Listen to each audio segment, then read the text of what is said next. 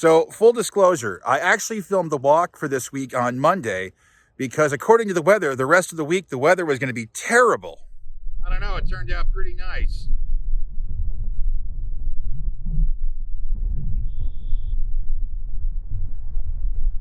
It is pretty nice.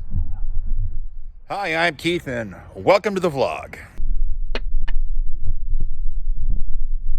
Recently, I was watching a YouTube channel where it's not really a weight loss channel, but on this day, they were talking about weight loss. One of the guys had lost weight. Anyway, one of the group members posed the question, what would you rather be, fit or thin? And one of the guys responded with, well, what's the difference? I've never seen a fat person jog. To which the guy responded, well, thin people can be unfit. You know, I've seen plenty of thin people not be able to do runs or walks or anything. And I thought about this question and I thought, well, you know, I can comment on this. You see, back in 2018, when I hiked Long's Peak, I weighed 275 pounds. Technically speaking, I was still obese when I made the summit of that mountain. And more so in 2021 when I did the Grand Canyon. I was 300 pounds. So I wrote a very lengthy comment explaining my perspective on things and giving a lot of detail about being the size I was, taking on challenges like that. Overall, the comment was very well received. However, one person wrote, you wrote an effing encyclopedia. No one gives a crap. I get it. I understand. You know, even if 99.99% of people don't care, it doesn't really matter. The only person that you need to give a crap about you losing weight is you. So another comment was about the Ozempic shot. He wrote, take the jab and fire it in there. To which I responded with, nope, no Ozempic needed. I'm going to do this the old-fashioned way, diet and exercise. To which someone else chimed in and said, well, you know, I used blah, blah, blah medication, not Ozempic, something else. And they lost 100 pounds in 4 months with little to no exercise. And I thought the exercise is kind of the best part, you know, getting outside when it's beautiful out, taking walks. This other guy commented, clearly what you're doing isn't working. So you might as well take the shot. To which I thought, well, yeah, I admit it. The last 8 years, I have had plenty of ups and downs. You know, I've seen all-time lows with the weight, and then I've spiked all the way back up. But, you know, the one truth is, you know, I did it all natural. I didn't use any enhancements, no shots, no surgery, nothing like that. And I've seen plenty of cases where people have used medications or had the surgery, and they've also all gained the weight back. So I simply wrote, agree to disagree. I understand why people use the Ozempic or the surgery or any other medication, and I'm not going to fault people for that. Look, I get it. You got to do what you got to do. It's just not for me. The rest of the comments were pretty positive for the most part. Most people were giving encouragement, support, and I thought that was really nice of them. Not necessary, but really nice.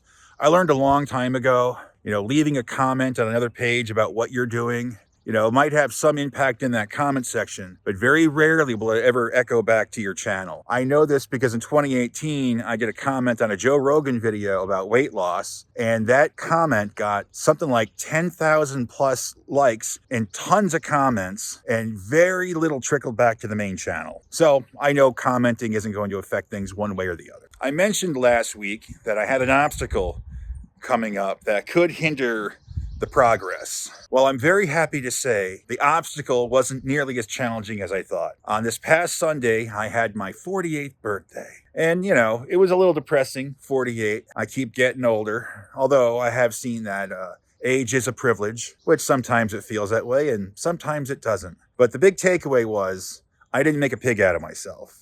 You know, I did go out for a very nice breakfast with my mother. And then for dinner, instead of her making a giant pan of her baked ziti where I would eat plate after plate, we kept it simple with the family. We made a nice roast beef dinner with some mashed potatoes and broccoli. So I think the mashed potatoes was the most unhealthiest thing about the dinner. Although there was cheese sauce I might have put on the broccoli. But I did have, instead of a slice of cake, I had a couple little mini cupcakes. No ice cream. No ice cream.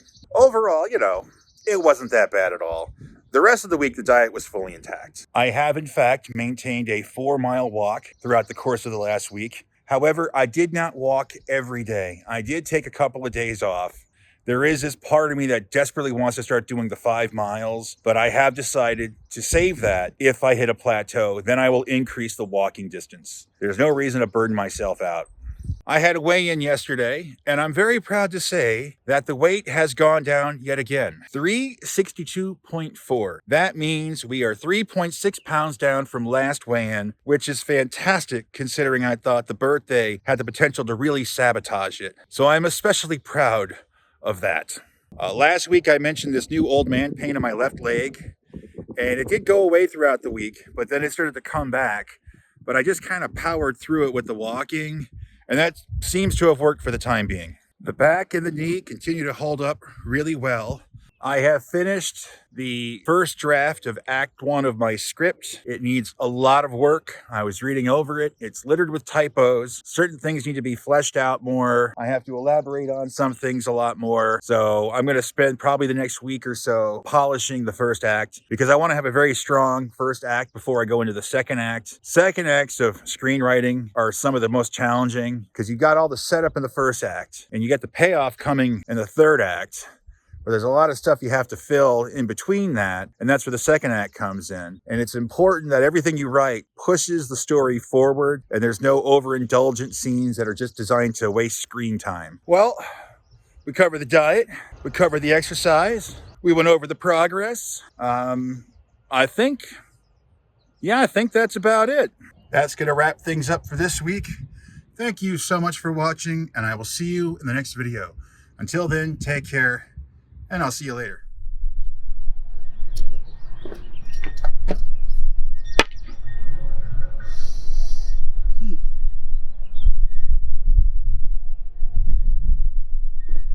I watched my YouTube future flash before my eyes this past week.